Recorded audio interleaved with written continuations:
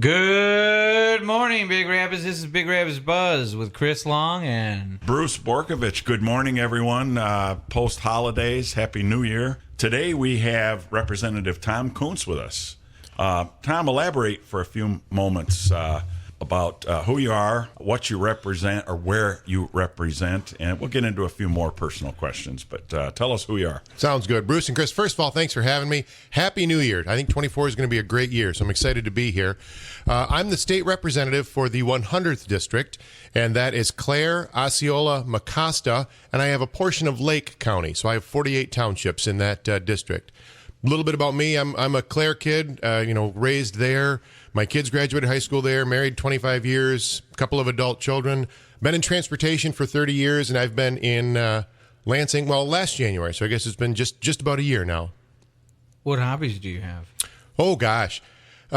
We came back from the Red Wings game last night. My son played hockey. We love that. So I officiated for years. What team is he on?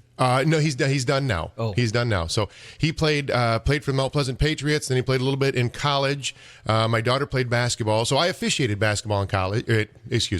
I officiated basketball and hockey. And those would probably have been my favorite pastimes. I enjoy that. Just about anything outside. I like to kayak. I'm an awful deer hunter because I just like to go sit in the woods. I mean, I'm happy just sitting there. So did get a deer this year, but enjoy How that. big? No, I shot a doe this year. Oh. Yep, passed up.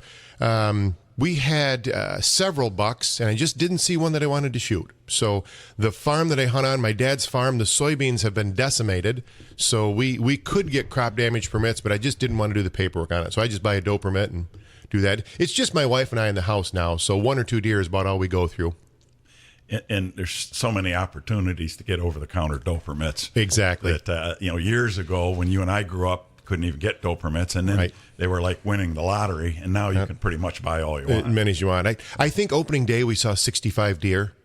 Wow. Right. And 8 or 10 bucks. And there's a 9 that we watched for a week, and he just wasn't the deer I wanted to shoot. So, not that I'm not a trophy hunter, but I'd like to shoot a nice buck. And we need to shoot does. Yep. Yeah, for sure. So, and so you grew up on a farm. Yes, sir. Yeah. You're one of, when you talk about we the people, you're we the people well, in our counties here. I wish I don't have an exciting story. Like I said, a Clare kid, graduated from there. I went off to Michigan Tech and met a big city girl, married her and brought her home. And it's like the Jimmy Buffett song. And then 10 more years went away or passed away or something went by. can't quote my Jimmy Buffett this morning, but that seems to be how life is, And pretty soon you look in the mirror, you're thinking, holy cow, that's my dad looking back at me, So. Yeah, I always wish it was my dad looking back at me. There you go. You get to that age. Yeah. What are some unique challenges and opportunities in your district? Oh, gosh. So the 100th district, I'm here. Why do this? Why do this?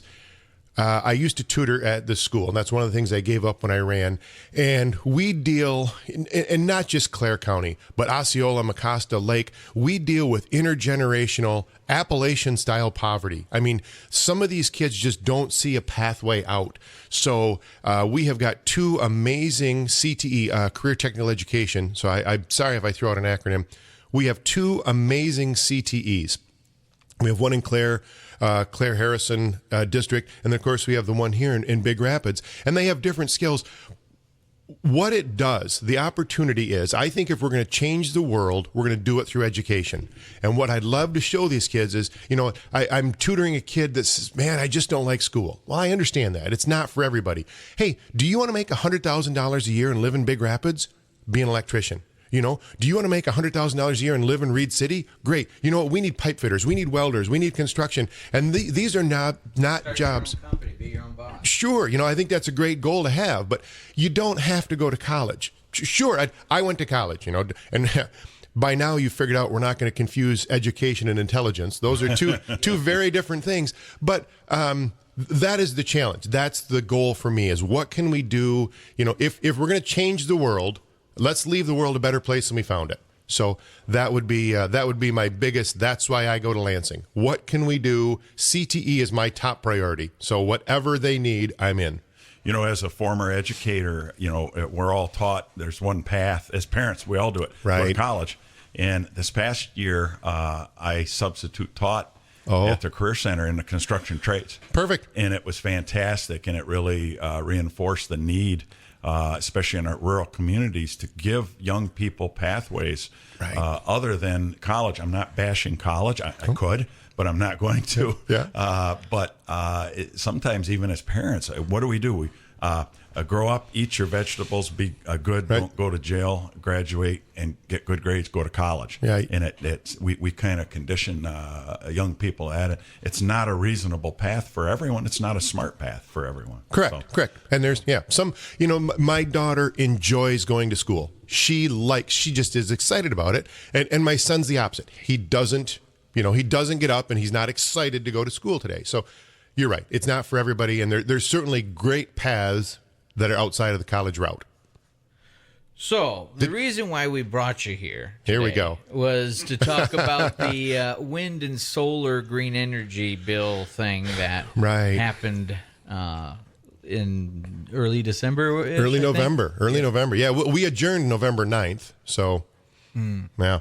So, can you give us a brief history just to catch up some people who are not familiar with it? You bet. So, and again, I apologize if I go off the rails. Put the rubber hose down, Bruce. But just give me a sign. So, the MPSC, the Michigan Public Safety Commission, is an appointed committee. It's appointed by the governor, and it's 3 people. And when we have a public utility, DTE, Consumers, Cherryland Electric, when they say we'd like to raise our rates or we'd like to do this, maybe we want to take out some dams. Okay, the consumers' dams. This has to go to the MPSC, and allegedly they're nonpartisan, but that's not a thing. There's no such thing as nonpartisan. The MPSC now has the authority to make determinations on local zoning, and that's the biggest thing. So they have taken away local zoning. So we're across the street from the airport right now. And listen to me, the airport is not leaving. I'm using this as an example. Don't call the station. But let's say somebody says we're gonna put a wind farm at the Big Rapids Airport. We're gonna take the airport out, put a wind farm in there, and the local Green Township, Big Rapids Township says no, we don't want to do that. We're not going to do that. Well, now DTE can go to the MPSC, and I know I'm throwing out a lot of acronyms there. This industrial commercial power generator can go to the MPSC, and they will overrule local zoning. So it's just, I really don't like it. Government should be small, transparent, and local, right? This is how the decisions should be made. And it's just egregious. It was done along party lines. It was 56-54. 56 Democrats voted yes. 54 Republicans voted no. I really don't like taking away local input. So we could, oh my gosh, if you guys want to go, we've been here 10 minutes. Let's touch the third rail. Could you imagine if the Goshen zoning was determined in Lansing, right? Take it away and say, listen, local, we really don't want your input. We're going to make this decision for you. And that's just a terrible policy. This should be decided on at the community level, not just Goshen. I use that. Maybe that's an example I shouldn't have used, but wind and solar should be decided on locally. So, but isn't this just laying the groundwork for those type of movements? This looks like a small bite to some people. Well, it's just wind and solar. But couldn't the next law pass, or 1, 3, 4, 5 years from now, be all zoning will be done in Lansing? To me, it's correct. It's not an issue. It's a constitutional issue. Correct. It's not a use specific issue. I absolutely agree. And we have made a decision. We want to live here. This is the life we've chosen, right? We want to live here. I don't mind living next to a dairy farm. I understand that. This is home for me. So when we take away that local zoning, you're right. It feels like a takeover from, it's the big government overreach. And then to send it to an appointed board. This is not an elected board. There's no accountability. And the law says, if you read it, it doesn't say they may issue the permit. It says they shall issue the permit. So it's one of those, there's not even a decision to be made. So I absolutely agree. This is one of the slippery slopes of, hey, if you don't like this zoning, well, how about, multi-tenant housing on it? Or, pick whatever issue you'd like to be. I come back to it. Government should be small, local, and transparent. And this bill is the opposite of all of that.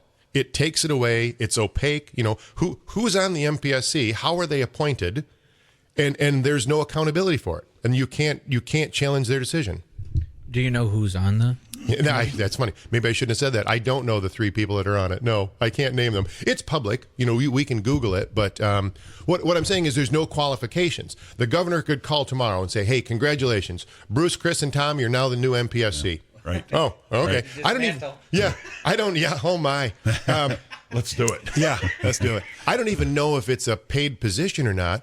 My point is, everybody, in Michigan, our Supreme Court justices are elected. Our sheriffs are elected. Our prosecuting attorney, our local judges, our school board, our townships. Yeah, let's not touch that one. Our township boards are elected. Our state representative, everything. We answer. And if you don't like the job I'm doing, then you can say, hey, listen, I need you to, why did you do this? Or I'm not going to vote for you. Okay, but we don't have that opportunity of the MPSC, and that's why I think it's wrong. Well, you've experienced some of that stuff recently. You kind of met the piranhas of the community, I think. Lot of passion. There's certainly a lot of passion on that, and I understand that. I have always been. My mother jokes that I was named after Thomas the Doubter, and I wasn't, but I'm a why. Tell me why you do that, and I certainly appreciate people with passion. I think you have to have that.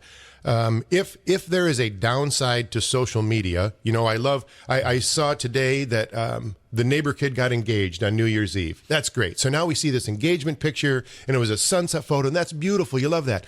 Now the problem is when we segue into something else, sometimes we lose our humanity. We lose our civility. We sit here in this community. Again, there's no, we're all sinners. All right. I certainly don't hold myself up as an aspiration. Hey, be like me. No, don't be like me. Pick somebody better than me to be like. But gosh, sometimes we lose our humanity online. We just there's no question, that the anonymous nature of it.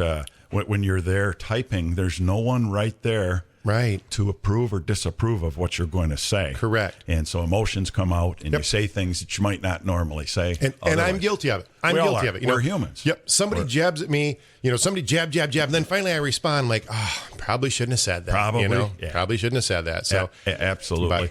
But yeah. Absolutely. So, yeah, a lot of passion, Chris. Let me say it. How's that for you? A lot of passion.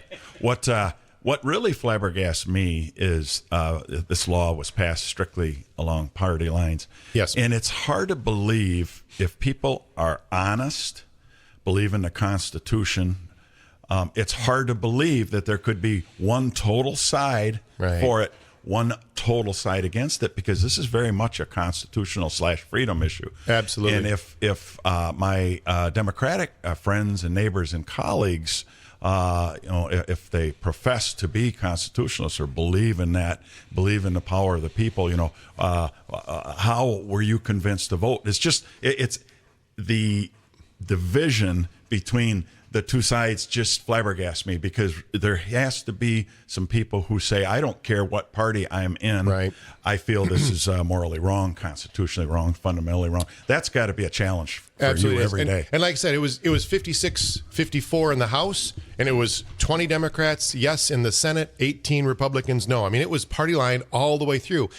And this is polling, I really don't want to get off into the weeds, but the 109th district is Marquette. That's been right. And it's polling like 80% against it. And the state rep up there voted yes on it. Now imagine going to Marquette. Here are the Yoopers, and they're as independent as anybody, and I say that with respect. I admire that. Could you imagine going to a town hall meeting in Marquette and saying, you know what, I have voted to take away your right to make a decision on zoning, so they're getting a lot of heat for it. That's the deal. You sit in the chair, you push the button, you get to own your vote. So, it's back to the Teddy Roosevelt man in the arena. If you throw your hat in the ring and you do this, well, then you have to justify how you voted. So that's a tough one. The partisanship is certainly frustrating. That's been one of my eye openers in Lansing. Were there any Republicans that voted yes on it? None. Zero. No. So what happened? Is he a Democrat up there? No, it's a yes. I'm sorry. Yes, Jen Hill, Representative Jen Hill, is in the 109th, And I just, She's Republican and voted she's yes? a Democrat. Oh. She's a Democrat. Yes. That's one of the two Democrats north of Lansing. Traverse City has a Democrat representative, and Marquette has a Democrat representative, and they both voted yes on it. And, so there's 110 people in the state house, 110 representatives. And I can go to about 100 of them. There's 4 or 5 on either end of the spectrum who are pretty zealous. Like I just can't, and I'm not saying it's their fault. Maybe it's mine. I just can't connect with them. Jen Hill's one of the people I can go talk to. Jen, in my mind, the voting order is conscience, constituents, caucus. Meaning, if I think it's wrong, that's it. This is wrong. I'm going to vote no on it. But then the next thing you have to do is represent your constituents. It's got to be your constituents. Why did she go against her community? That would be a question for her. I don't know. And I think now she's feeling the heat from it. And certainly I don't wish ill on him, but this is one of those, there was no reason for it. We didn't have to vote on this in November. Maybe we're going to have to help them replace it. There you go. Yeah. Chris, I was looking at you. We just dealt with this. I'm going to pick this scab because it's about healed over. Make some phone calls. But again, in this county, our recalls weren't because someone did or didn't support Goshen. Our recalls were specifically because elected officials did not represent the will of the people. Right. You can like Goshen all you want. I understand why you may. I don't, but I understand why you do. But that's and so it's interesting. And I know where I'm going to contradict you just a tad. I know where your heart was. You say vote your conscience. A good friend of mine said his dad once told him the scariest thing he ever heard a politician say was, "I voted my conscience." Now that takes a bit of analyzing. What he meant was that. When you say I vote my conscience, you're basing that on the rule of law, constitution, morality. But a person who votes their conscience, what is your conscience? Your job is to vote. You are nothing but a mouthpiece. You're a representative of your people. So your job is to vote for the will of the people within reason. Well, but follow the will of your constituents. Right. Today's Monday. I don't think I can get 100% of the people to agree that tomorrow is Tuesday. Yes. I mean, there is an opposing side on everything, but at some point, there's no reason to rush. One of my frustrations in Lansing is it drags on, and then we do a bunch of stuff in a hurry. November 9th, we were there till 3 o'clock in the morning because we had to pass all these bills. Well, here's, freshman Tom Kunse, and I keep saying, why? We don't need to do this today, And that's what I went back to Representative Hill. Representative, we don't need to do that. There's no life-threatening issue here. Why don't we just tell them, I'm not going to vote on this right now. And if they don't have your vote, they're going to table it. We're going to come back in January. The Constitution says we start the second Wednesday in January.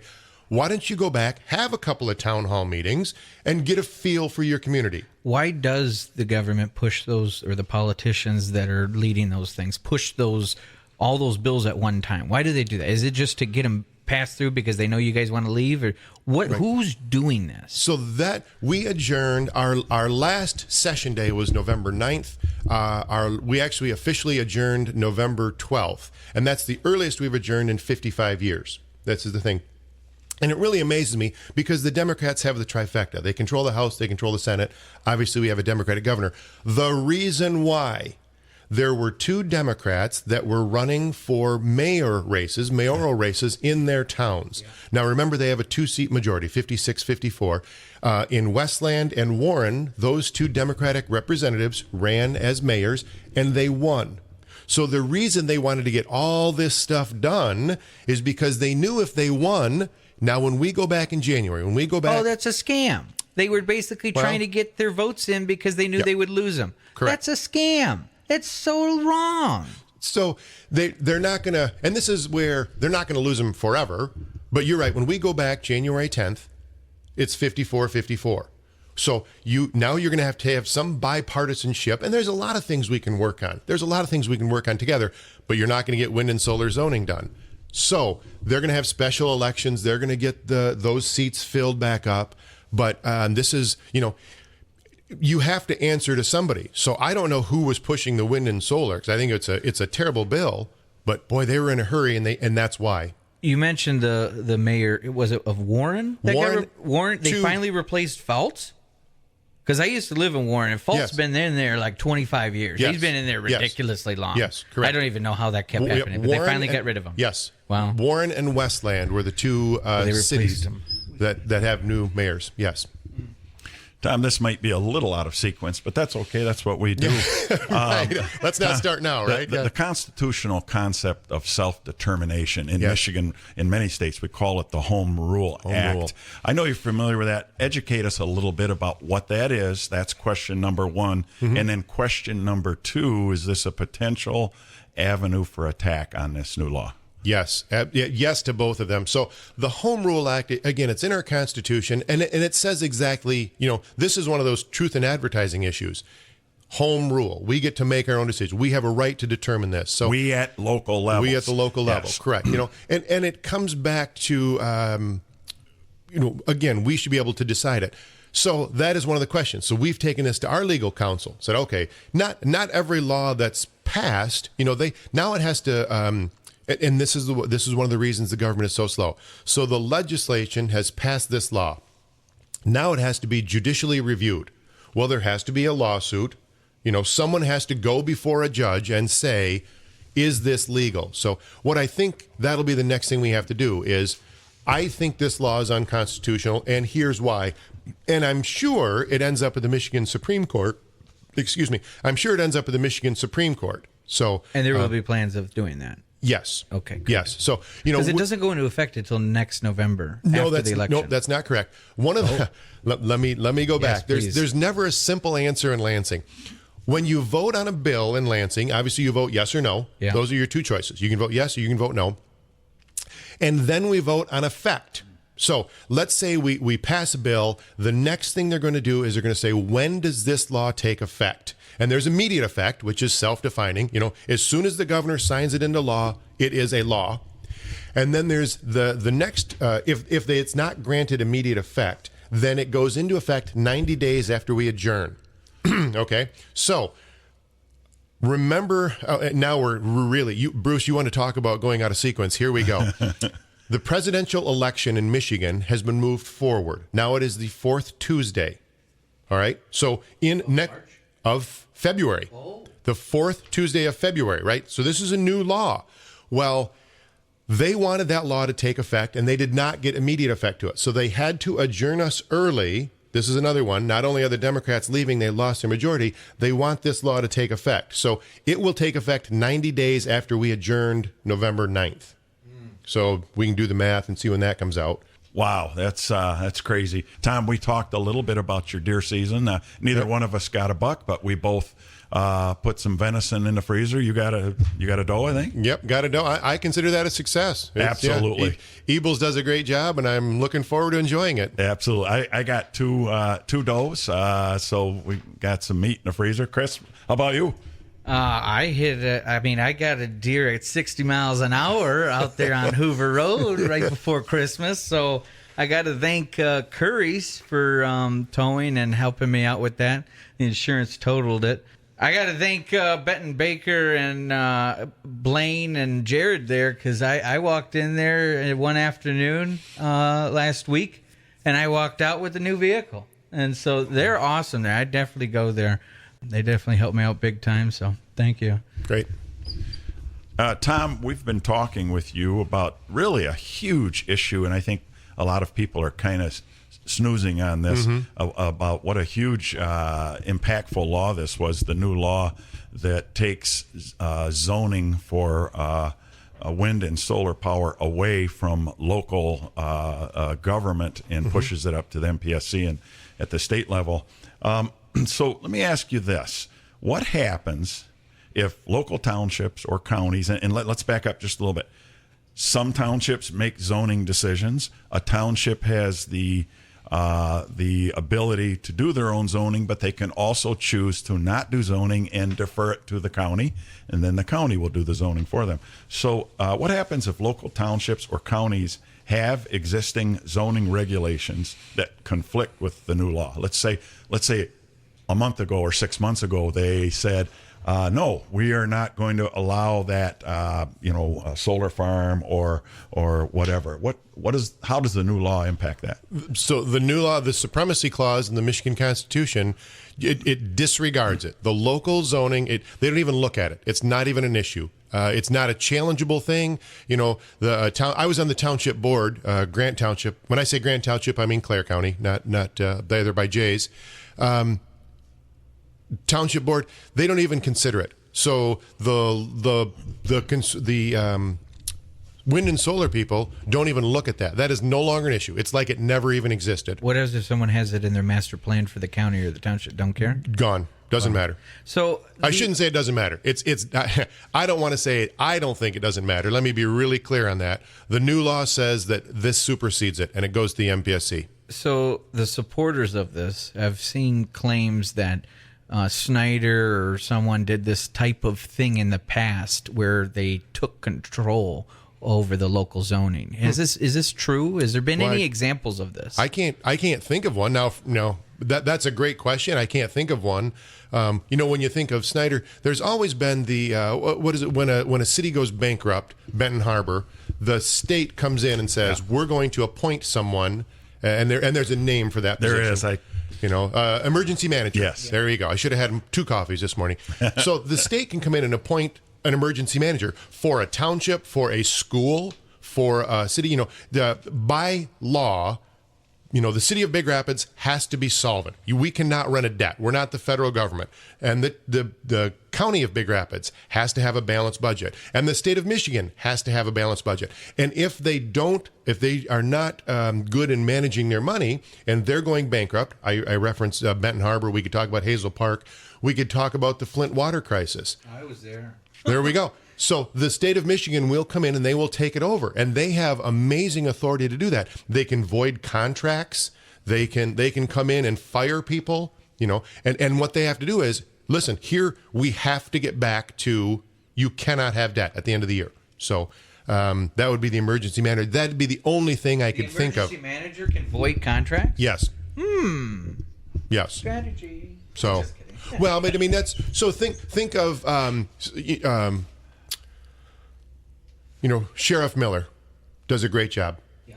I have nothing but high regards for him. I'm going to use him as an example. So Big Rapid, and again, this is an example, people. I'm not saying this is not fact. So if Big Rapids, Mecosta County is becoming insolvent, if they're spending more money than what they have, then the emergency manager can come in and say, Sheriff Miller, I understand that you have 15 deputies. I'm going to fire 4 of them. I'm not asking you, I'm telling you. And then they're going to go to the Department of Public Works, and then they're going to go to the city of Big Rapids, and they're going to do whatever they need to do to get down to this level of expense. And it's not at the next contract, it's today. They have that. So that is, but that's, again, there are very few examples of this. You have to go, Benton Harbor, Hazel Park, cities have to be bankrupt. The difference with the wind and solar is now it's anywhere in the state of Michigan, regardless of current existing zoning, has now been superseded. It now goes to Lansing to an appointed board. Right. I mean, it's egregious. This is a really bad law.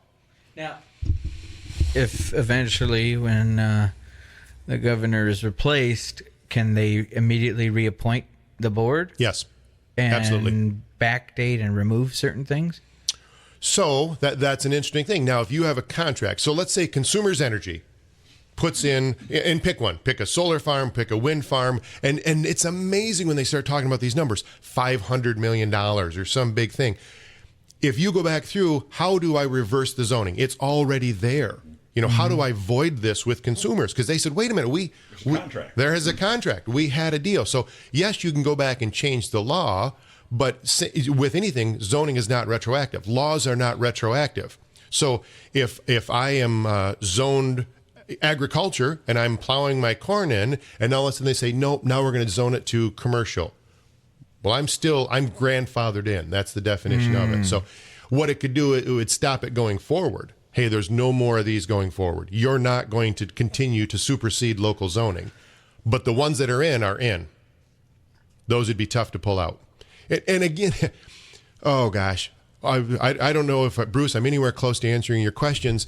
If this was a good idea, if this was an honest, fiscally transparent thing, then we wouldn't need federal subsidies. We wouldn't need laws to make it happen.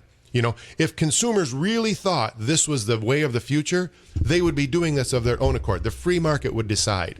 Why don't they use the land on the state-owned highways and the medians and on the ditches and stuff? Why do they have to take the land? Why not use the state-owned land that they already have? Right. That's a great question. And that was my question. Would you like to see a state forest cut down? If you believe in green, if you're telling me that you like solar power, awesome. Let's go find a state forest and cut it down and put up your solar field. Because that's what you're saying. Or the roads. It comes back to money. It's cheaper to take 160 acres, picture 160 acres, a quarter mile by a quarter mile, and now the density is there. It's all in one spot. If I did solar along 131, I'm going to have 10 miles of solar, 12 feet wide to get the same number of power there. So let's say all of this went in. We go 100% green. Okay. How am I going to be affected? Is my energy cost going to be reduced, or is the only person that's going to win in the long run is going to be the corporations, because now they don't have to pay to buy the resources of right. coal and things like that? So what's really interesting, again, I am not here. One of my New Year's resolutions is to be a better person, in general. I'm not bashing consumers. That's not what I'm at. I'm not bashing DTE. They get paid. They go to the MPSC and they get paid 10% of their expenses. So if I spend $1 billion, and that's hard to imagine. If I spend $1 billion, I get a 10% return. I get $100 million a year return, right? Each year? Each year. You get a 10% return. That's what the MPSC agrees to. And they have to do that. Law. No, that's existing. That's existing. So what I'm saying is, if consumers genuinely believe that solar was a good investment, they would be doing it now. And they don't do it now because it's not a good investment. They need the federal subsidies. They have to get... So to answer your question, your rates are going up. Okay? And I'm not saying this as, this is my opinion, this is my thought. Look at every place that's done it. Look at California. Look at Germany. Germany is building coal plants. They're trying to reactivate their nuclear power plants. Wow.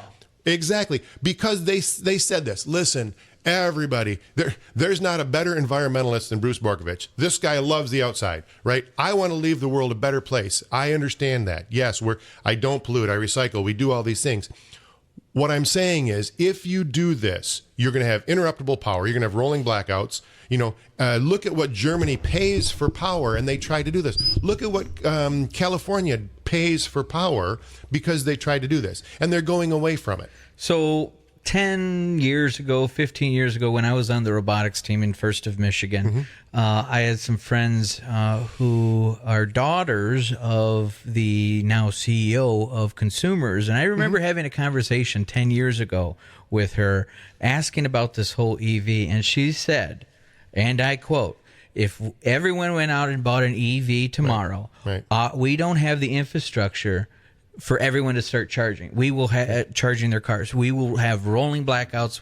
We don't have the infrastructure. Right. And she said we won't have the infrastructure for many, many years. Correct. We're nowhere near close. And that's still the effect today. That is absolutely the effect today. And they're removing the dams, or they want to do something with it. The dams, yeah. So what are they going to replace all that energy with? Right. The dams are 1% of generation. That's I don't want to say it's nothing, but to me the dam is more of a hey, I built a house on a lake, and now you're telling me the lake might be leaving? Wow, that's a big deal. Property. Well, there you go. Who owns the property? That's one of the interesting questions. You're absolutely right. We don't have the infrastructure to do this, and we're not going to. Consumers has already committed to taking out their coal plants by 2035. West Isle of Holland, that's going to go out. But they want to replace them with natural gas. And because it's dependable, the issue with interruptible power, and wind and solar are absolutely interruptible power. We live in a world where we still want to turn the lights on. Yeah. This is our standard of living. Well, if there's no wind and it's the middle of the night, we're in Michigan and it's in January. It's pretty dark out at 5 o'clock or 6 o'clock. We still need a natural gas plant to turn the lights on. And so you have to pay for that plant if you're using it or not. And that's why wind and solar, they don't do anything but raise our rates. Because now you have basically two systems. When this system doesn't work, when your wind and solar is not generating power. We live in Michigan. We live in Michigan, yeah, surprise. Now we have to turn on this other facility. Well, it's like having a car. Hey, listen, I only want to pay for half of my car because I don't drive it at night.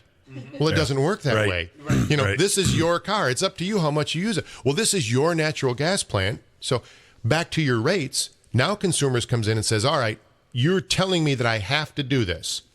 Well, I'm going to have to build this solar field, and I need a 10% return. Oh, by the way, I still need to build this natural gas plant because I need a 10% return. So absolutely your rates are going up. Not my opinion. Look at cities or states. I'm sorry. Look at states or countries that have already tried this, and it has been terrible for the consumer. Wow. Tom, in a sentence or two, I hate to box people in, but in a sentence or two, two-part question. Number one, can you give me the philosophical, if you will, reason why the Republicans oppose this bill? And then can you do the same thing? Can you give me the philosophical reason why the Democrats supported it? Sure. And you know what? I want to start off by saying I don't believe there's bad people on either side. I think people genuinely are trying to do what they think is right. Great. And we can have this disagreement. Bruce, you and I might go down to Curry's, and I'm going to get a Coke, and you're going to get a Pepsi. Okay, I understand that. You drive a Chevy, I drive a Ford. I'm a 270, you're not 6. We can disagree on everything. I think there is a fundamental difference in Lansing, and I'm blown past my 2 sentences. I believe in my heart that you can make decisions about your life better than anybody else. I don't care how well-intended, I don't care how educated the bureaucrat is. Nobody knows as much about your life as you do. So you might say, that doesn't work for me. Here's what I want to do. So to answer your question, now that I've laid the groundwork, there is absolutely a group in Lansing that says, no, let the individuals have that decision-making power. Let them make their own decisions. If you don't want wind and solar in Mecosta County, that's your zoning, so be it. And there's absolutely a group in Lansing that says, listen, you just don't see the big picture. You know, they're not trying to be condescending, but they are absolutely saying we can make decisions about your life better than you can. That is, and I don't know how not to take it personally. I think that's really well stated. So one side says we the people, the other side says we know better. We know what's good for the people. Right. Nothing scares me as much as anyone in power, elected officials, anyone in power who says I know what's best for you. Correct. That is the scariest thing in the world to me. That's my favorite Ronald Reagan quote. The scariest words ever mentioned were, I'm from the government and I'm here to help you. Right. No, this governmental efficiency. When I sit there in this room of 110 people and I'm used to signing the front of a paycheck. I'm used to covering payroll. And I look at this and think, oh my gosh, we're going to try and put the government in charge of energy, or it's another topic, but could you imagine the government in charge of healthcare? Like, oh my gosh, I have, the gray, you can probably hear the gray hair over the radio sprouting. So, can you recall if there were any debates on the floor regarding this topic, or did it kind of just get pushed through? Kind of got pushed through. And this no is debates. This is the part that bothers me. So, here's how it works. And again, this is, I'm just a bill. I'm only a bill. What is that? What is the video? Oh, yeah, from like 1950. Schoolhouse Rock. Yeah. Here's your Schoolhouse Rock thing. There we go. I didn't think you were old enough, Chris. No, we watched it. So you can go introduce a bill, and then it gets assigned to a committee. This obviously gets assigned to the Energy Committee. Well, the Energy Committee, like the chairman, lives in Hamtramck. Well, they're not putting wind and solar in Hamtramck. Everybody that votes for this, other than Traverse City and Marquette, lives south of 94. This is one of those things where they're passing a law knowing it doesn't affect their district. Hey, here's some rubes up in the thumb. Here's some podunk. How did they get on the committee then? So we all serve at the pleasure of the speaker. And again, Schoolhouse Rock, the Speaker of the House, Joe Tate, who's got an impressive resume. I thank him for his service. He played football for Michigan State, right? The Speaker of the House appoints everyone to their committees. The Speaker of the House determines who the chairman of it is. And of course, like I'm on the Labor Committee, and I know you're going to be surprised, but there are 7 Democrats and 3 Republicans. And you're on the Ethics Committee. And on the Ethics and on Transportation. I just use that as an example. So even if one Democrat says, I don't know, I'm not going to vote on this. Well, now it's 6-4. I mean, they've never lost a vote because they get to determine who's on the committee. The Speaker of the House can remove me from my committees. I mean, he doesn't answer it anyway. This doesn't get voted on. His decision. He could come in. Now, it'd have to be egregious. It would have to be, it's not a parking ticket. It's not a, hey, Tom, you had too much to drink and you wore a lampshade home from the Christmas party. It's not that. But he could fire my staff. He can take my parking spot. He can take my office. So he cannot stop me from being an elected official. So I am still an elected official, but I may have to stand in the back of the room and vote thumbs up or thumbs down. So absolutely the Speaker of the House gets to determine who's on these committees. So we touched on the Ethics Committee. Can you tell a little bit more what has happened in the last year with the Ethics Committee? I remember you talking to me about this before. Sure. The silence will be deafening. So I'm again, you show up as a freshman. Now I'm a 53-year-old freshman. I'm not a new guy, but you show up as a freshman and you're excited to do this ethics and oversight. Let me answer it with a story. I don't know how much time we have left. So I'm on the township board. And we have to do Freedom of Information, FOIA, Freedom of Information Act training. So I do the Michigan Township Association training. I do our county training because I want to make sure I comply. Well, it was really easy. We just, you file everything in the email. When somebody wants it, you send it to them. When I get down to Lansing, I ask, all right, who's my FOIA person? If I have a question on FOIA, there are some things that are not public knowledge. Like you can't come in and say, hey, I want the state police, I want all their home addresses. Well, I'm not going to give you that. No, I'm not going to give you our security program. These are things that are, and these are just examples of it. So I ask, who's my FOIA person? And they look at me and said, oh, we don't do that. So I kind of chuckle. Okay. I'm like, okay, no, seriously, who is it? I did not realize the state legislature in Michigan is not subject to FOIA. Wow. Even to this day, it is not. So if you were to send me a FOIA request and say, Tom, I want to know everything about that. Now, our office policy is absolutely, we comply. Yes, we will comply with it. You are not required. We are not required to do it. We are not. So Michigan is the only state in the nation where the legislature and the executive branch, the governor's not subject either. The governor's is exempt. I've tried already. We are named exemptions. So my first bill was, well, that's not right. I can't go. Like the school board, the fire department, the library board. I mean, obviously townships, obviously counties, police departments.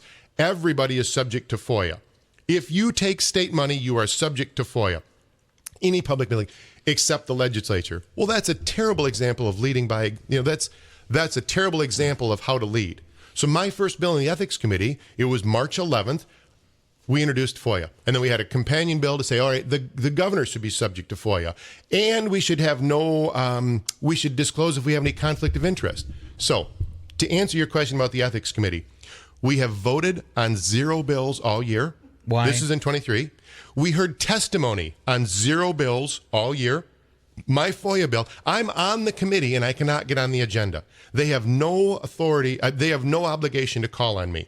What has happened during the meetings then? What have they done? Well, we got to hear from the Carl Levin Institute. We got to hear from politicians, not voters, who talked on the redistricting commission. Secretary of State Benson came in and gave a dog and pony show. So we met 6 times, never voted, never heard testimony, never saw a bill. Wow. So welcome to the Ethics Committee. Wow. Right. A little frustrating. We've been here with Tom Kunse today, our representative, and it's been a pleasure for me to get to know Tom over the last half of a year. And he's a wonderful person, a dad, a husband, but he's a true representative of we the people. So, Tom, thank you for coming in, and I hope the fight you continue the fight against this. If there's a way to legally challenge this, I hope we can do it. Absolutely, we will. Yeah. And I think, and this is a little bit of speculation. First of all, Bruce, thank you for the very kind words, and Chris, thank you. It's a speculation on my part, but I think it's going to happen. I'm hoping that people gather signatures and put this on the ballot in November of 24. Exactly. It's where it belongs. Let the people decide. Let the people decide. Partisan. Right? There we go.